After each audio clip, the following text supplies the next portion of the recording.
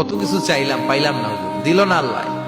বলে না আপনার সব দোয়া কবুল, তবে কবুল হওয়ার 3টা সিস্টেম আছে। কয়টা? চান্দুল্লার ভাইয়েরা মনে থাকবে কয়টা? আপনি যত দোয়া করছেন সব কবুল, কারণ আল্লাহর কাছে কিছু চাইলে আল্লাহ ফিরাইয়া দিতে জানে না। আল্লাহ জানেই না কেমনে ফিরাইয়া দিতে হয়। সুবহানাল্লাহ কোন?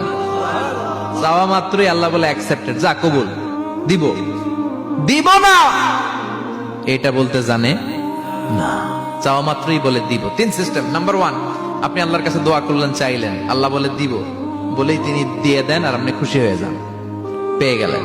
নাম্বার 2, আপনি আল্লাহর কাছে দোয়া করলেন, চাইলেন, তখনও আল্লাহ বলে দিব, তবে এখন না, সবুর, একটু পরে দিব। কখন দিলে আমার জন্য ভালো, আমার চেয়ে ভালো জানে কে, পরে দিবে। নাম্বার 3, চাইলেন, দোয়া করলেন, আল্লাহ তখনও বলে দেব, তবে এখনো না, পরেও না, কিয়ামতের দিন যেদিন বিপদে পড়বে ওই দিন দেব।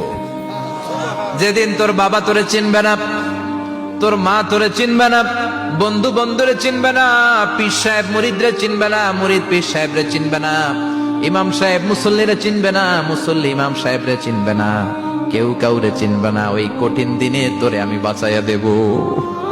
তাই দোয়া যা করছেন ছোটবেলা থেকে আজকে পর্যন্ত, লস হয়েছে না লাভ?